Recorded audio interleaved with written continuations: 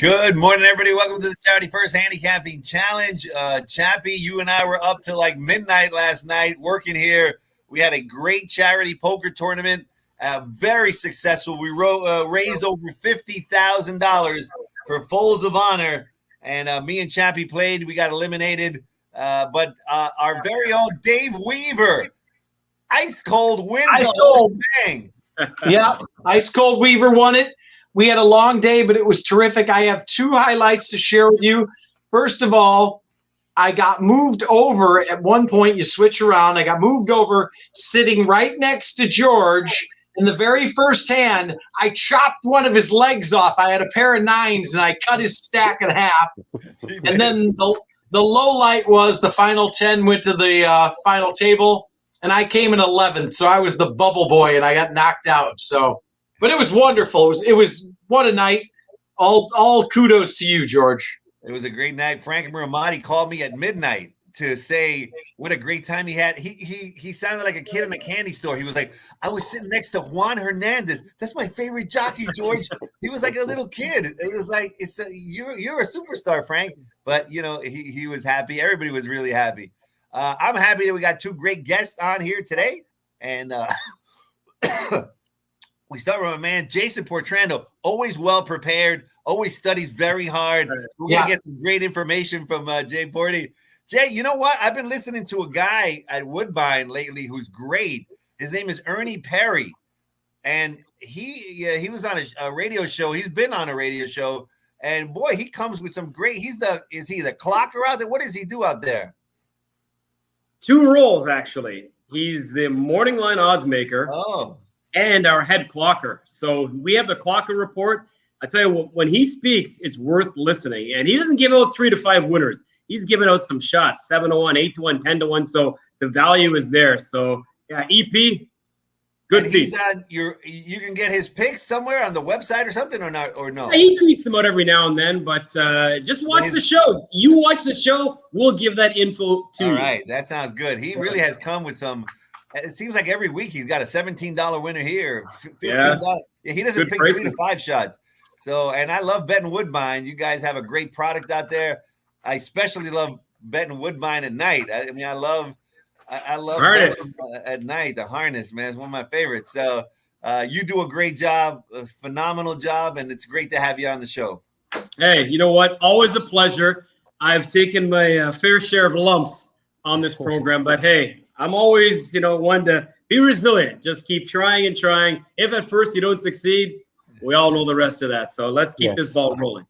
Well, Georgia, you know that I hope Jose has his handicapping shoes on because, like you said, evidently Porty stayed up all night studying these races. So he's been looking at replays for hours. So, Jose, before that, another big weekend, Los Al tonight. Yep. What's going on there? You are the king of the quarters, my man. Yeah, what's going on at Los Al? We're strong and steady there with the nighttime signal at Los Al. I'll be on later on tonight on TVG. You can catch us all the racing. The cool thing about tonight's card is that we have a seeded $10,000 into the $2 traditional pick six. I know you guys are a big fan of the $2 pick six. We'll have that tonight. Very good fields, and we have a very good allowance to round out the card tonight because thoroughbred allowance. So these horses, a lot of these horses are going to be entered into that $50,000 stakes event for the thoroughbred we'll have later in November. So this might be a preview of that final, and that's going to be race number 10 tonight at Los Al. $2 pick six. It's going to be a fun one. I know you'll be involved, Chappie. Absolutely, and you better be sending me your picks later, please. I will. I love betting Woodbine. Chappie loves betting Los Alamitos. So we got it. It's going on here, baby. Yeah. We never quit, George. Yeah. All right. Let's get right to it then. Why don't you start, Chappie, today with Jose? All right. Yeah, I know Porty. Look, Porty spends hours upon hours just scouring winners. So, Jose, come with it. $100 to win. Where are we going and why? Right off the bat, the $100 win bet is going to be in race number 2. That is going to be the 5-horse Flat Out Joy. Second time off the claim for Sean McCarthy. She raced over the daytime here at Los Al last time out, and I thought she had some speed. She was kind of in behind heels, racing behind horses into the first turn, and she kind of flattened out. That was a tough starter allowance event. The winner on deck came back to run second in a grade 3. The 4th and 5th place finisher both came back to win optional claimers next time out. So that was a tough allowance field she faced. And I like that she has 3 workouts since that race. Juan Hernandez, you just mentioned him. I think getting back aboard her, back into a claiming spot. Flat out Joey, she's 4-1. That's my win bet in race number 2. All right, Georgie. So race 2, Flat Out Joy, coming out of a key race, as Los Pony mentioned, and 4-1. We'll take it all day with our $100 to win. All right, Jason, we're going to flat out take the joy out of Jose's pick. We're going to flat out take the joy away by crushing him here with the win. Who are you going with? In the opener, I'm going to try to beat Aurelian Man just because I feel like the horse is kind of not a suspect drop, but I'm kind of bothered by the time away. And the horse could very easily run off the screen and win. I know Grand Concourse guy is going to take some action as well. I'm going to try the 5 horse in the opener. Dixie's 2 Stents. Here's a horse that, got a chance to try the grass at Del Mar 2 back. Wasn't all that bad. Came back with a 62 figure. I really feel like just needed that last race. Now you're going to get a chance to put 2 of them somewhat closer together, and that could help. I can see this horse taking a nice stocking style setup. And if Aurelian Man doesn't fire his best shot, I think Mario Gutierrez and Doug O'Neill's other horse. Often do we see that, right? A trainer's got 2 in. A lot of times. Everybody talks about the one, and it's the other one that sneaks up and wins. So I think he's got every chance to build off that last effort. I'll go Dixie's 2 Stents in the opener. That's my $100 win play. All right, Dixie's 2 Stents. And, a lot of people believe in the Evelyn Woods speed handicapping, but not Jason. Studied all last night, saw the angles, really delved into the nuances of every race. None of that speed handicapping, Chappie. No. Okay, No. your turn. And he went with, like you said, the other O'Neill there, and the Doug O'Neill barn has been heating up the last couple weeks. Dare I say, and Fuego. Exacta time. Los Ponies, where are we going and why? Exacta. Let's go to race number 6. That claimer is going for a $32,000 tag. That's a 6 furlong sprint. I'm going with a horse that has raced well at different racetracks.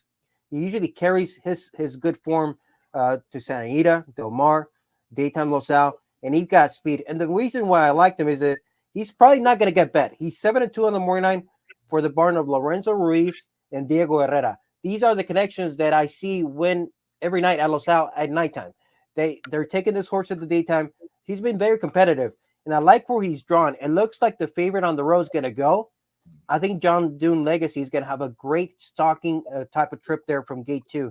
He's got enough speed to press the favorite, but I think he's going to be content to really press and get a good trip there chasing that favorite. I think he has enough to win that race. He's 7-2, so he's on top, and then I'll go 1 and 3 underneath. Ascot Storm is the favorite. Probably going to get a good trip from the rail, probably going to show that speed, and Half Pride is more of a stalker type of mid-pack type of horse. I think he'll have enough there to complete the exacta. But the win on top is Joe Don Looney. So 2 over 1-3. That's my exacta in race number 6. All right, so 2 over the 1-3. We're trying to beat the chalk on the top spot as we throw it over to Team Looney for their exacta. No, we're the team, the Don. We're the Don. We're going to make him an offer he can't refuse. Where are you going with your exacta, Jay Porty? I'm going race 4. And you know what? So many times you over handicap. You study. You play dominoes, right? And they say to you, read long, play wrong, right? So I'm just going to capsulate it. I'm going to go to race 4. I like Smiling Evie. And I realize the sire, Tom's Tribute doesn't have the best numbers with his 2-year-old firsters. I think like 1 of 10. But the mare was able to win sprinting on this very surface. The 3 winning siblings, a couple of them at least, were able to win first time out. So there's a lot to like about this. Richard Baltus, first timer. Pratt, anytime he sees fit to ride somewhere, I take notes. So I'm hoping Smiling Evie is ready to go in the debut. I'm going to put the 4 Warren's Queen Bee underneath, just because that seems where she likes to be. She's been 3rd and 2nd a couple of times. And then Bonnie Braid in the mix as well for Phil D'Amato with Franco aboard, some decent works as well, getting ready for this debut. So $50 exacta in the 4th race, 2 over the 4 and 7. And we're going to be smiling after the race, Chappie. We're going to be smiling. Well, I like don't know it. about that. You'd be smiling maybe in one of those embarrassing smiles as Jose's wiping the floor with you. Jose, it's Oh. double time. Yes. It's you love on the quarters, late double time, but it's your double time. Where are you going? Yeah, rolling doubles. And we're going to have a little bit of a matchup because I'm going to start the double in race 4, the same race Porty just gave us that play. Warren's Queen Bee is my pick there. So that's going to be the single to start the late double. They tried the turf last time out. Craig Lewis, that clubhouse route, they've been having very good success with that sire. She ran well enough for second in the turf, but I think she prefers the dirt. I like that they're switching back to the dirt. Juan Hernandez stays aboard. I'll take the experience there over the first-time starters. So Warren's Queen Bee is the single and the double. And in race 5, I'm going to go 2 and 3. Melty Snow for Peter Miller. Turf sprints. This is what Peter Miller does best. So Melting Snow and Storming Lady with Jessica Pfeiffer, who finished second last time out at Del Mar, was claimed, has been given some time off. So I'm going to give her a shot there with that 6-year-old mare. So the double in race 4 with 2-3 there for my mid-card double. All right, so mid-card double. And he's going with Warren's Queen Bee on top, so that could be a little bit of a separator there, Georgie, as Porty has your horse underneath in his Exactus. Yeah, that's going to be a key race for this championship, obviously, because whoever wins today makes it to the semifinals next week, Saturday. So you got plenty of time to study. Let's say if you make it to the second round, and Yep. I love to study. You know me. Yeah, I know you. And then whoever wins that will come back for the final Sunday, our closing day. And again, the winner will get $1,000 cash. And of course, we're raising money for the Winners Foundation, a fantastic foundation that started out basically just helping, our race trackers that work here with like problems with drugs and stuff like that. But they've really moved on, and they got all kinds of ways to help with all kinds of different issues. So it's a wonderful organization, and we're happy to raise money for the Winners Foundation. Jay Port, we were talking about the, Los Ponies has got Juan Hernandez in the first leg of the double, and then Juan Hernandez and Jessica Pfeiffer in the second half. I thought it was really cool to see, Chappie, the camaraderie of our jockeys last night. I mean, they were a tightly knit group. Jessica Pfeiffer was all class, and then Ricky Gonzalez and the other guys, they were just having a good time together. They got busted out, and they still hung out for like an hour afterwards, just having fun, drinking, eating, playing games. We got a great jockey colony. They're really tight, and again, it was nice to behold that camaraderie that we have in our colony here. Yeah, you could see how tight knit they are, and it was great to see the turnout and the players. Like, of course, like you said, even Frank Miramati, who would think, hey, this is I love this guy sitting next to me. It's unbelievable, right? So I started out with Abel Cedillo right next to me, and I was trying to nudge, let's work together and knock a few of these guys out, but he wasn't going along with it. But everybody had a great time, and it was great to see the support from the jockeys. The people get excited to meet them, mingle with them, and I think it was such a great event, and it's going to just build from here for next year. I can't wait for it. Yeah, it was great. Jonathan Wong played. He's a top trainer. We had Vladimir Serin. So we had trainers, jockeys, and a whole bunch of degenerate gamblers like me and Chappie. That really adds some spice to the proceeding. Hey, before we get to your daily double, Jay Porty, yes, how about giving us a horse in Woodbine today? Because no. Yeah. Oh, for sure. I was up all night studying, right? All night. I'm going to give you a long shot. We were worried that you just studied Santa Anita, not Woodbine. So that's why. You know what? I almost forgot about our card. I was all in with you guys, right? So, I mean, hey, it's okay, though. But I'm going to give you a first-time starter out of the Kevin Attard barn. Race 5, number 6. Busy Moline. That's a Fed Biz sired horse that Justin Stein is going to ride for trainer Kevin Attard. Solid combination. It's a wide open race. Take a bit of a shot there. Race number 5. Go with Busy Moline. And right? I like number 5 in race 7. So it could be a 5-5 double right there. What do you got in the 5th race? Race number 7. In the 7th race, number 5. Who's that? 8-1 on the program. Oh, lucky score. Yeah, lucky score. All right, going to Willie Armada's barn. Yeah, that one's in play. That's another race I think is up for grabs. Yeah. Wait, now Los Ponies, real quick. You don't have your notes in front of you. I mean, you guys are all giving out picks. Does Los Ponies have a play tonight for Los Al? We don't want to put you on the spot. I do have. I'll give you a price to include in the pick 6. It's in the second half of the card. I'm going to go to race number 8. Go towards the inside. Let me see. Yeah, race number 8. Go on the rail. Just another cartel. I think he's 6-1, 8-1 on the morning line. A little bit of a price. There's going to be a 10-1, buddy. 10-1. 10-1. Just another cartel. Excuse me. Draws the inside post. This is from the family of a previous Grade 1 Super Derby winner and a Champion of Champions runner-up. So his brother was very, very special. He's still lightly raced. You don't want to throw out that horse in your pick 6. He's 10-1. Race number 8, number 1. I like it. All right, so we got picks from all over, man. It's gonna be great. Day picks, night picks, Canadian picks. Boy, and we even got a cartel to root for. Always rooting for a cartel. Hey, Jose and I will bring more excitement than this football game. It's 5-3 for the Giants or the Panthers. 5-3. Wow. Anyway. All right, we got a daily double, Jason. Where are we going with that daily double? I'm going Flavien Prat. Hopefully he has a good day because I liked him with that Baltus first, as talked about.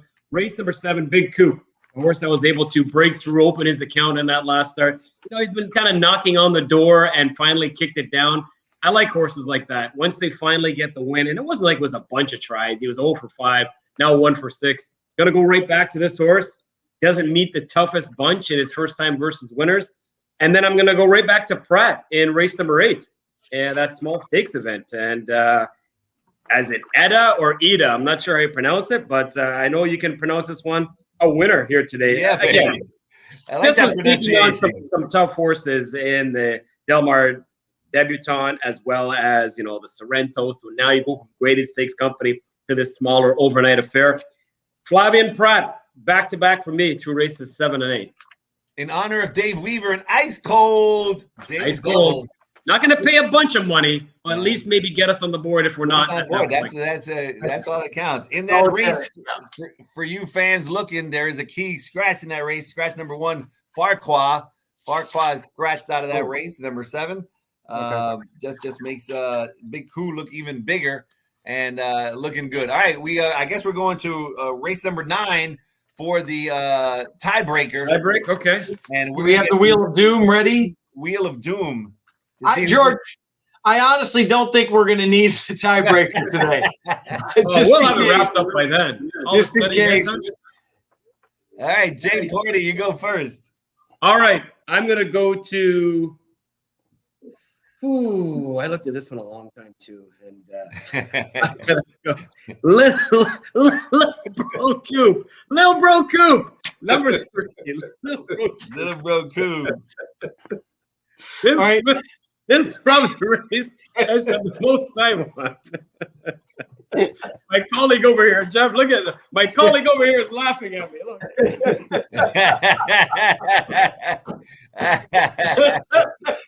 Because he said to me, whatever you do, pick any horse in the finale, but don't take the 3, Lil Bro Coop. I'm taking the 3. He can laugh at me all he wants. George, I got one quick story to tell you. It was probably about 2 a.m.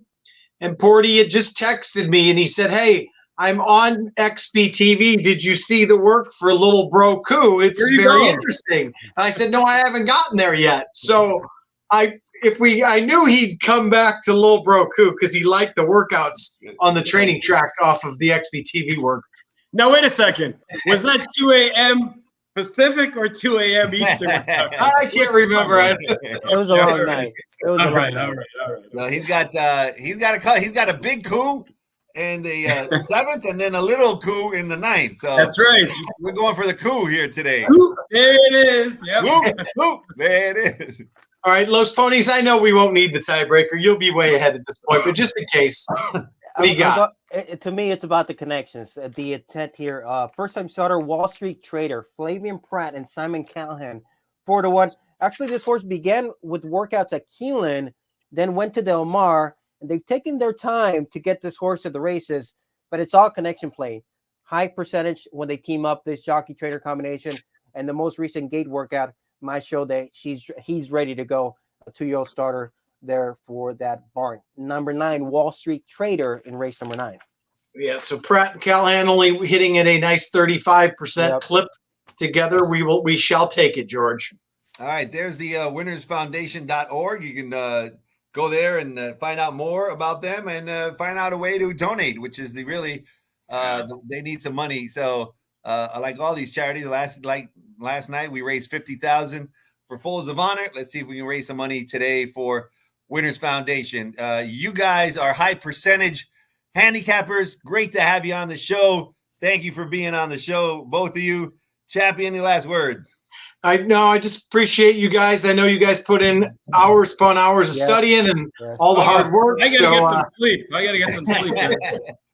So good luck to both of you. Semifinals next weekend. Let's go. All right. Appreciate it, guys. Always a pleasure. See you. Jose, have a good day, bro. You too. Thanks. Okay.